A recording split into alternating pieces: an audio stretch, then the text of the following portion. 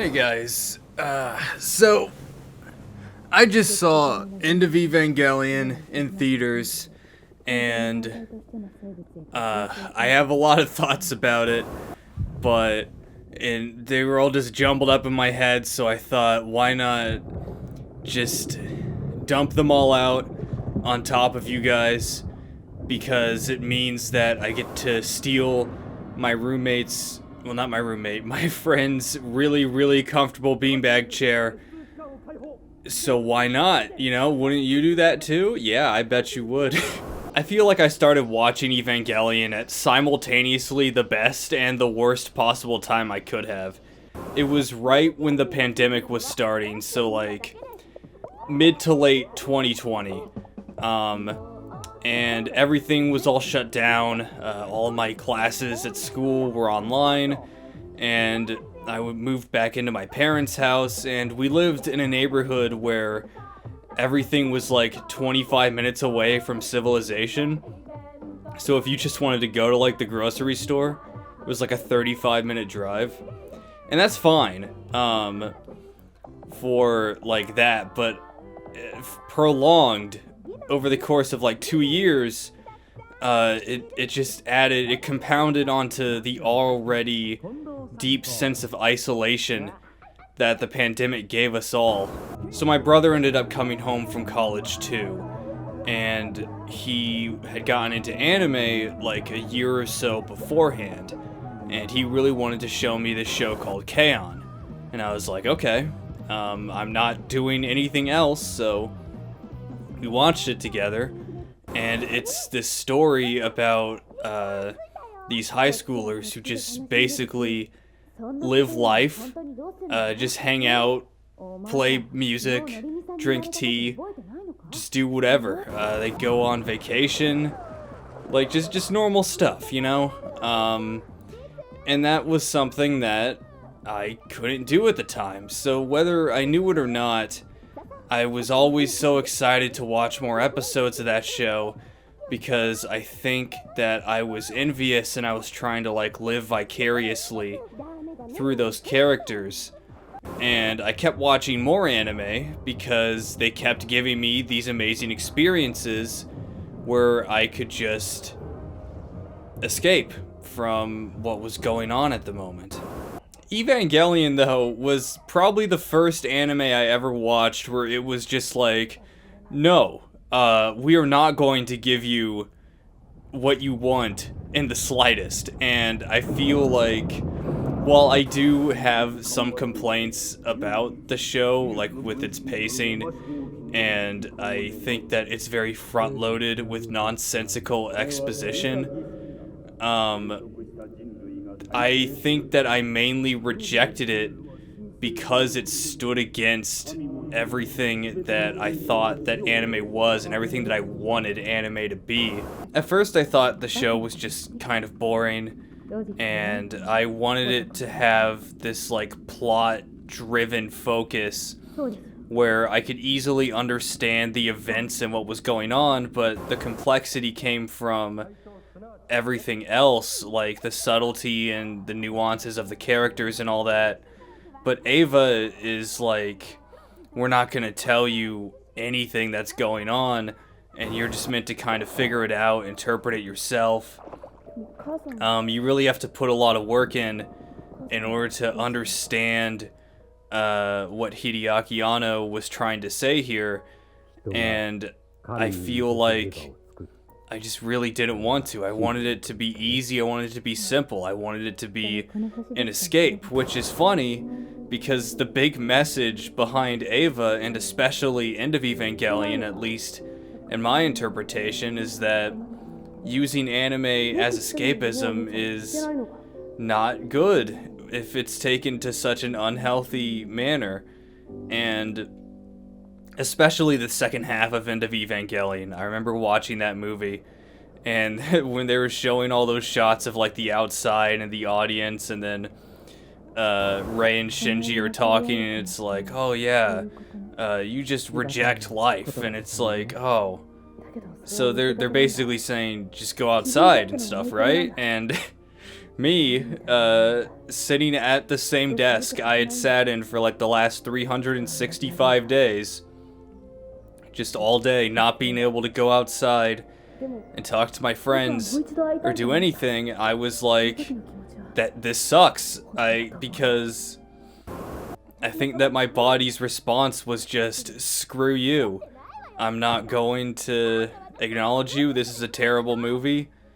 All that kind of stuff. And I mean, because I wasn't able to accept the advice, and it was something that I knew was true. I knew that this whole anime thing was no substitute for real life, real connections, any of that. But there was nothing else I could do at the time. So it was extremely frustrating, and I feel like I took out a lot of those frustrations unfairly on Evangelion. So when I went to see the movie in theaters recently, because it got rescreened for 2 days on the 17th and the 20th of March, I went on the 20th, which was about like 2 weeks ago as of recording this. I know this is going to go up much later. But what I really didn't expect was to gain such a newfound appreciation, and not just for the message, which is like the main part of this video. I'm talking about like the film itself. I never really appreciated just how well made it is, how gorgeous and haunting the visuals are, the pacing of it all, the shot composition. I didn't look at it because I guess I was so exhausted because I just watched like 25 episodes of a show that I didn't understand when I first watched the movie. And another big distinction, I watched it dubbed, and I watched the dub because the dub is great. It's a good dub, and it's very famous for being quite good. But I feel like, especially with the End of Evangelion, the dub kind of hams it up in a way that doesn't work for such a grim movie. Like, I'm sure you all know about, like, the ketchup sound when Masato shoots that one guy. And it's just, like... In the sub, everything was, like, felt truly horrifying and emotional. Like, the sound of that lady getting burned alive by the flamethrower, or when Shinji is crying in the elevator, it sounds, like, so haunting and real. Of course, there's Asuka's scream, and like when she's saying that I don't want to die over and over again. There's so much authenticity to the performances that I was just never able to appreciate.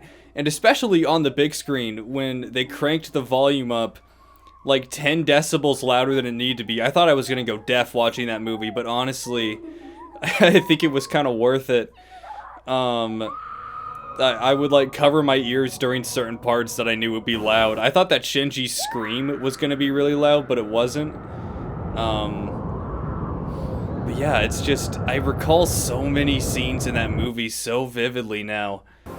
And all because I had the wonderful experience. I went to that theater on a whim. Because I was like, I don't like this movie, but I should probably go see it anyways. And I'm so glad that I did.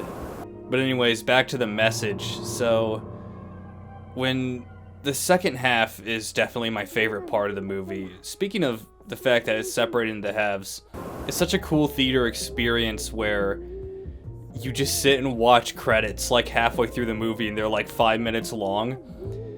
It was really cool because everyone just kind of like stood up, stretched. Some people went and got popcorn or used the bathroom. And then like... I heard people like whispering to each other while the rest of us were just kind of like sitting in silence, just taking everything in. Honestly, it was really cool. I always hated that part of the movie because I was like, why are you wasting my time? But it was like a really fun intermission. I've never seen a movie do that before. So that was just a really cool, unique experience. But I'm getting off topic again. Themes, the escapism.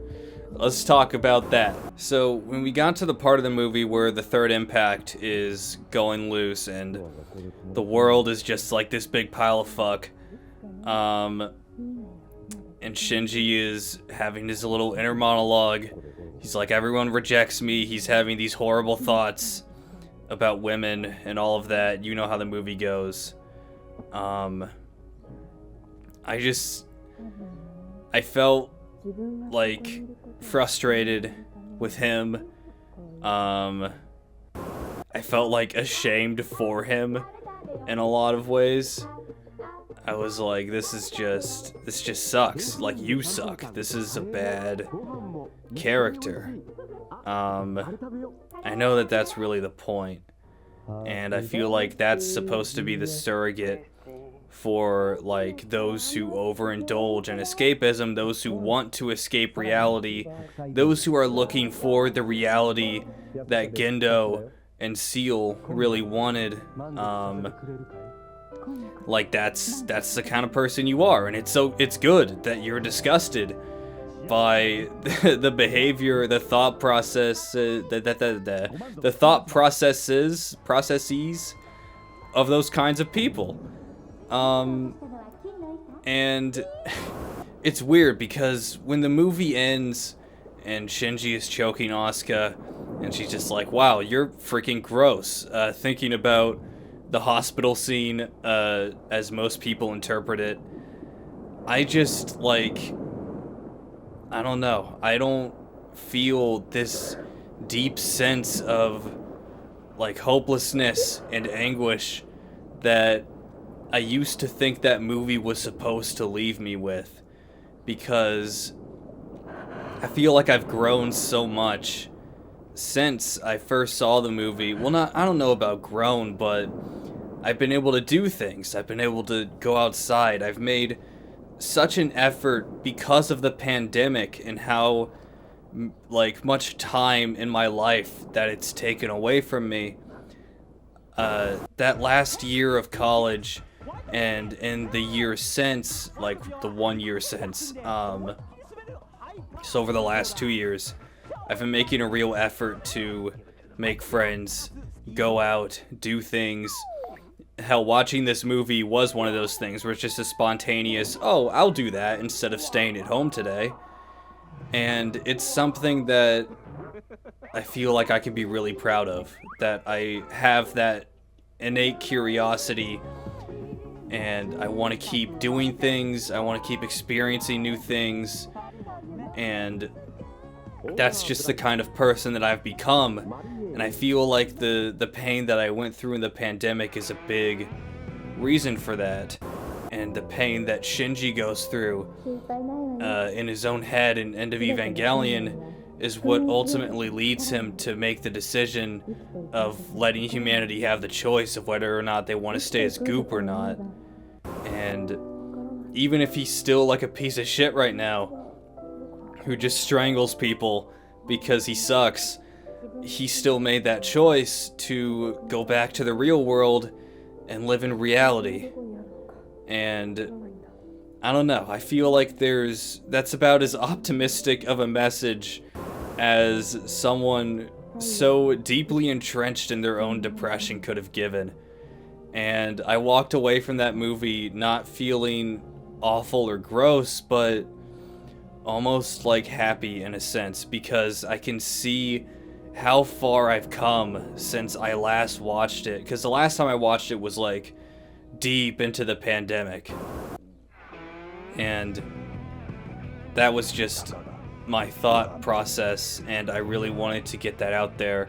I don't know if anyone cares about what I have to say, but I just, this has been stewing around in my head for like a week or so, and I just really needed to talk about it. So I hope that you enjoyed my video, and now I'm going to get up and start my day, because it is like 6 in the morning and it's like 70 degrees in this room and I am sweating like crazy. So you guys have a great day, and a special thanks to my patrons, particularly Silent Secondary and Mr. Chocolate Salmon. Have a good one, stay safe, and Evangelion forever.